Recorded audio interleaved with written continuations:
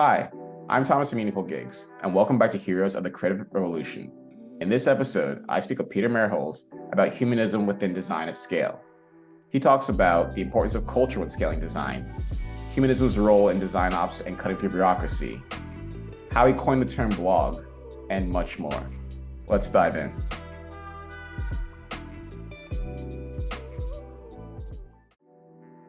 Hi, Peter. Thanks for coming on the show. Would love to start simple and just get more information on your background in design and design operations. I've been doing this for about 25 years. My degree is in anthropology. I'm not a trained designer, but fell into design about 25 years ago when I was working on the web as a web developer, but at a design firm. And I was able to shift from being a web developer to being a designer. And that's what I've been doing for the last 25 years. About a little over 20 years ago, I started a user experience consulting firm called Adaptive Path, which gained some notoriety in its work and how we shared our ideas with the community, helped grow that company. And then when I left Adaptive Path, was a design executive at a few different companies. And then for the last 5 years, I've been an independent consultant focused on organization design. About 7 years ago, I co-authored a book called Org Design for Design Orgs. And for the last 4 years, I've been just a one-person consultancy helping companies make their design orgs more effective. And in doing that, I'm operating or working most closely with design leaders and design operations leaders.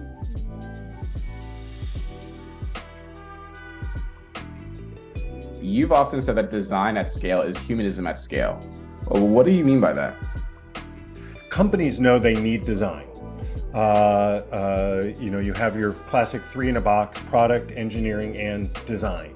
But they don't really know what they're getting when they say they need design. What they think they're getting is people drawing rectangles in Figma to give to engineers to code. But what I know is that design is a much richer, meatier, broader practice than that. And really at the heart of design is humanism, is an awareness and an appreciation for people and putting people at the center of the problem solving that we're doing, and to bring to bear not just design practices, but social science, research, ethnography, anthropology, those types of things, bring to bear content practices, writing practices. There's a whole host of humanistic awareness that can be, I think of it as like a Trojan horse. Design is the Trojan horse, and inside the Trojan horse is all these other humanistic practices that when you bring design into the organization, you enable bringing in these other ways of better understanding people and bringing those inside companies that otherwise are very focused on like business or technology. And humanism makes sure to place people at the center of the consideration of the decision making that's going on.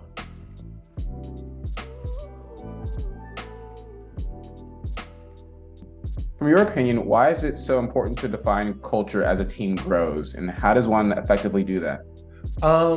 Culture is crucial when the team grows, because as the team grows, no individual can communicate with everybody directly, right? When the team is small, when there's 6 or 7 folks, you can all sit around a table, not that we sit around tables anymore. But in those smaller environments, a design leader can manage the team through their direct interactions with those people.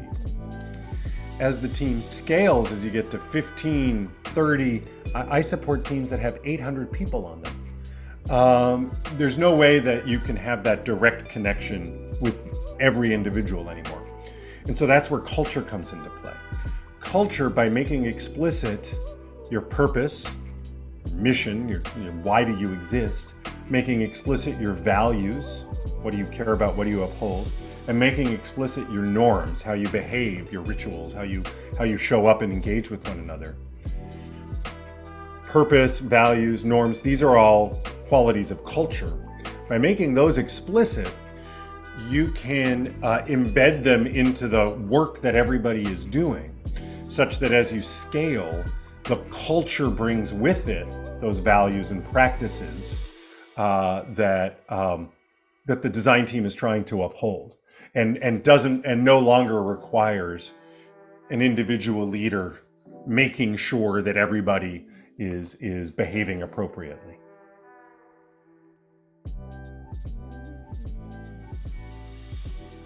And then in your words, what role does DesignOps have in enabling scale? DesignOps exists because of scale.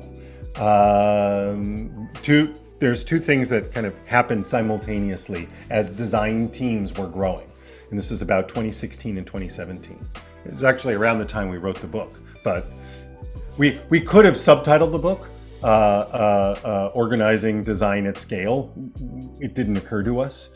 But the two things, that these interesting indicators that happened at around that time was the establishment of the DesignOps Summit, which is still the premier DesignOps conference. There are others, but the DesignOps Summit started in, I think, 2017.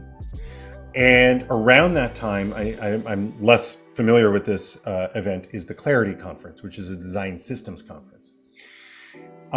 Both of those, started small, very community oriented, felt like, oh, this is my tribe. I'm connecting with people who were like me. I didn't know there were other people like me out there.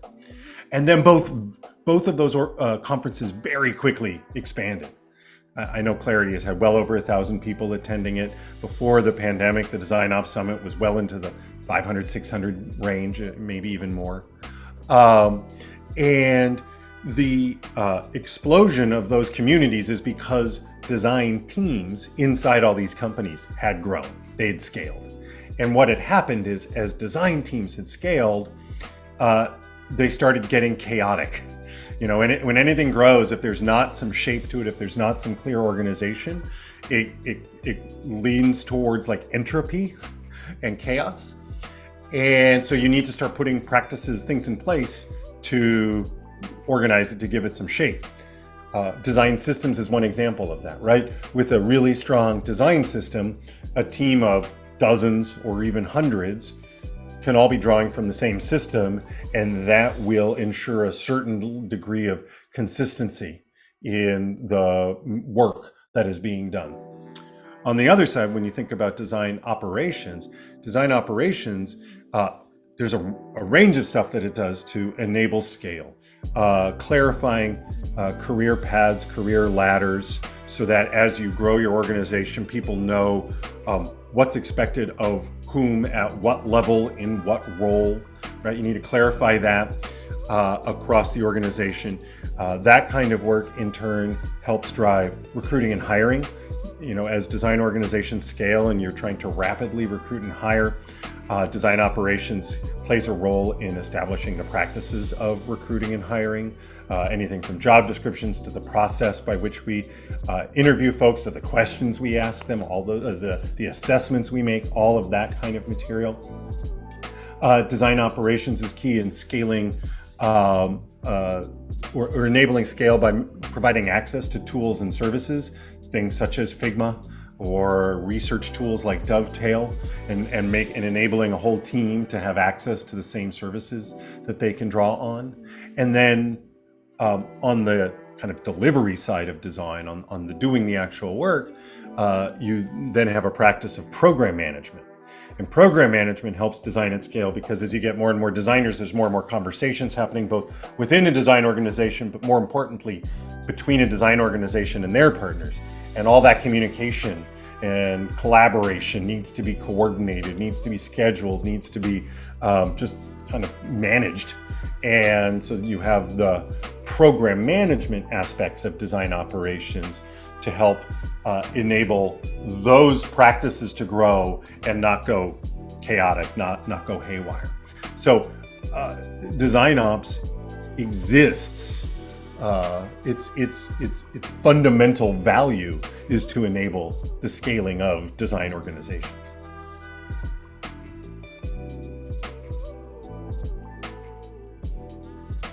So taking the last 5 or so years into account, how have your thoughts or how has your thinking on design at scale evolved? So when I started getting into this, a little over 5 years ago, we had written the book, and I had some pretty firm understanding of scale, or how to scale and how to do design ops, but it was still very gut driven. My entire career, I have been very driven by my own awareness and understanding of how things work. I tend to operate at first principles. I kind of figure things out on my own and act on that. And one of the things that I've come to realize in the last 5 years that I've leaned more heavily into, and it'll be ironic what I'm about to say, is the role that bureaucracy can play in a good way to enable organizations as they scale to maintain fairness, and thinking about it particularly from a perspective of things like diversity, equity, inclusion, and belonging. Because bureaucracy, when wielded right, ensures equity, right? In a bureaucracy, everyone is equal in the bureaucracy. The problem with bureaucracy is when the bureaucracy becomes overweight, it becomes difficult to navigate. When the bureaucracy starts driving things, the bureaucracy should be a means to an end. And so as you design these tools, for example, I do a lot of work in career architecture, career ladders, career pathways. And one of the key outputs of understanding how people are evolving in their career is to inform recruiting and hiring practices. Now, when I was a design leader and I was doing my own recruiting and hiring, I was very gut-driven, very just talk to someone, ask them some good questions, look at their portfolio, make a determination as to whether or not they should join my team. And while I had some success, upon reflection, that was not a very aware approach to recruiting and hiring, because it allows for way too much bias and personality to drive the decision making. And so in my work in these last 4 or 5 years, a lot of that's been trying to bring an appropriate level of rigor to the work we're doing, to defining roles and the skills that we look at in each of those roles and how competent we expect someone to be in those skills. And to use those frameworks to then write a good job description. The job description is very clear. We need people with visual design skills or information architecture skills, or these are user research skills at this level of competency. If it's earlier in their career, we don't need them to be expert. We just need them to be, good at doing this work. And then by being very clear in the job description, when we talk to candidates, have tools that allow us to assess those candidates fairly, right? So it's not just like, I think they're a good designer, but what did they show? Did their work show these qualities that we have determined mean they're a good designer? And to judge people based on these tools that we've created, that we've all agreed on. And by doing that, we start removing that individual bias that can come into play in the conversations that we have with potential candidates, and really allow us to judge candidates fairly and equitably, and enable anyone with the skills to kind of stand out and be hired.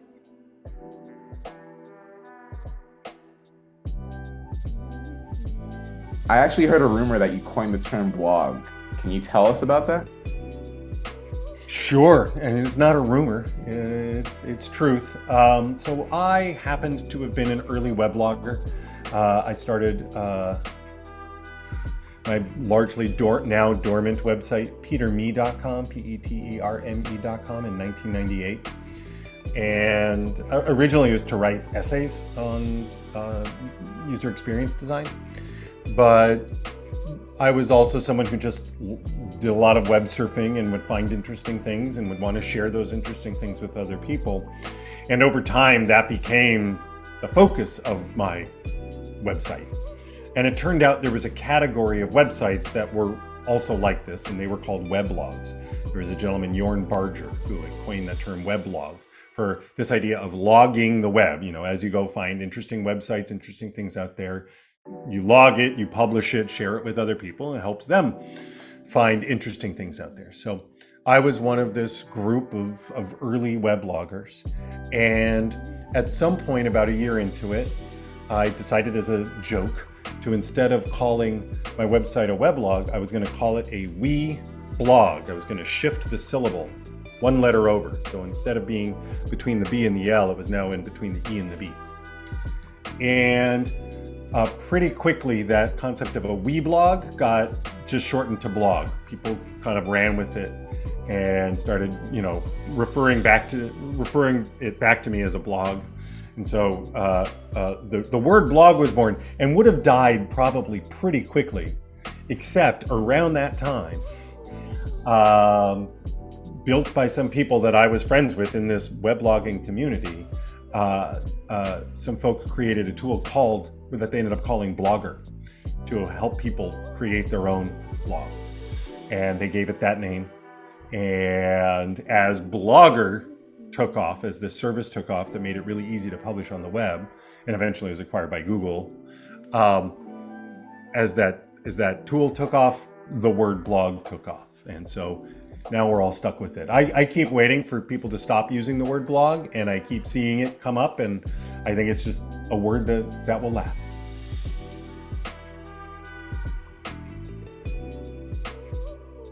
So who do you admire and draw inspiration from yourself within the design and DesignOps community?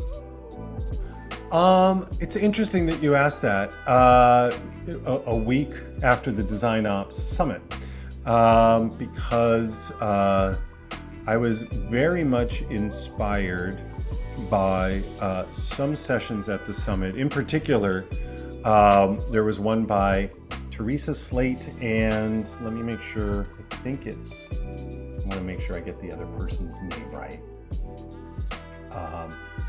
Teresa Slate and Aaron Robertson. They currently work at Northern Trust. And they gave a talk on actually how do you try to bake anti-bias, anti-white supremacy, anti-racist practices into your design operations work, specifically around recruiting and hiring and performance assessments. And it's very much aligned with the work I do in creating career architectures. And I was really admiring of their, the boldness that they took in saying the problem is white supremacy and we're here to try to address that. And to not just point out the problem, but to, and I found out later this was the result of years of work, to do the work to create tools that embed into their company's existing practices, so it doesn't require additional work on the part of the people using these tools, and which helps root out bias and ensure fairness and equity in these processes. I'm continuing to draw from what I saw in the work that they did. So they come to mind.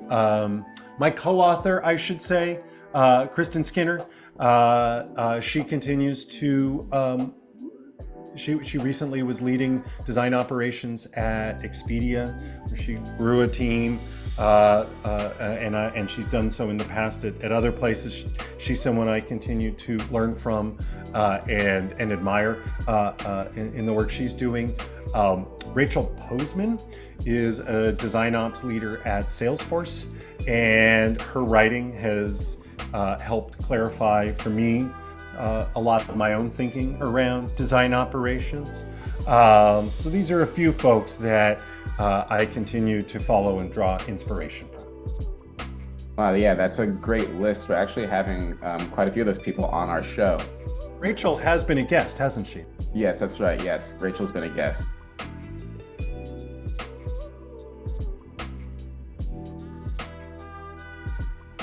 What are some of the best applications of AI that you see currently within design, and what do you think it has in store for the future? AI can provide value at least in a couple of ways. One would be helping take over those routinized production aspects of the work we do.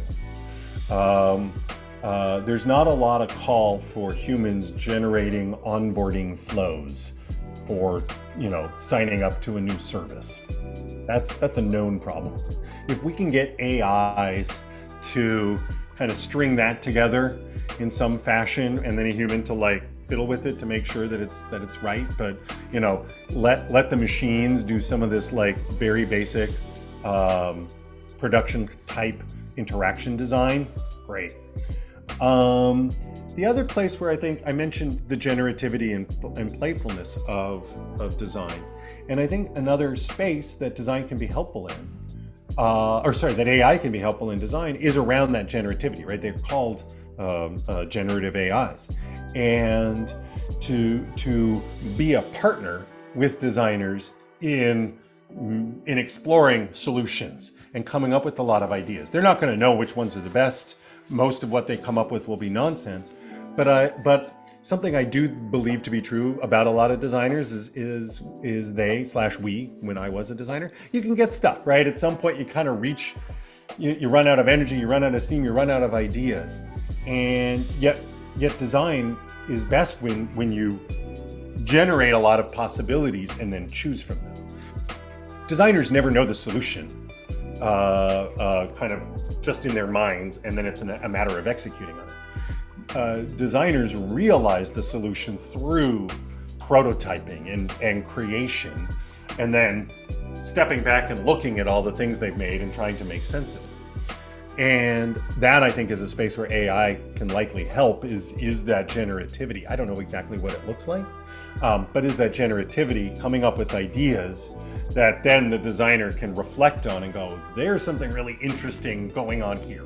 Let's pursue that direction.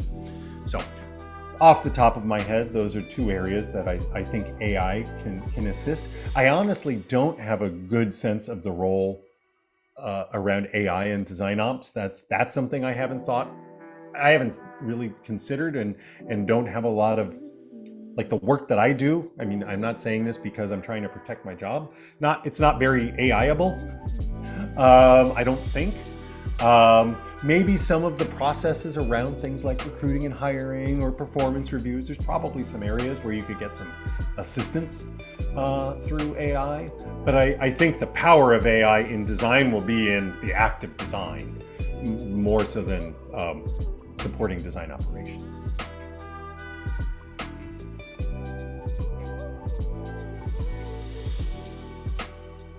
Well, that was my last question, Peter. I just want to say thank you so much for coming on the show and having this conversation. I really appreciate the time and look forward to collabing on other content in the future. This has been great. Thank you for having me. Looking forward to future conversations, and be well, everybody.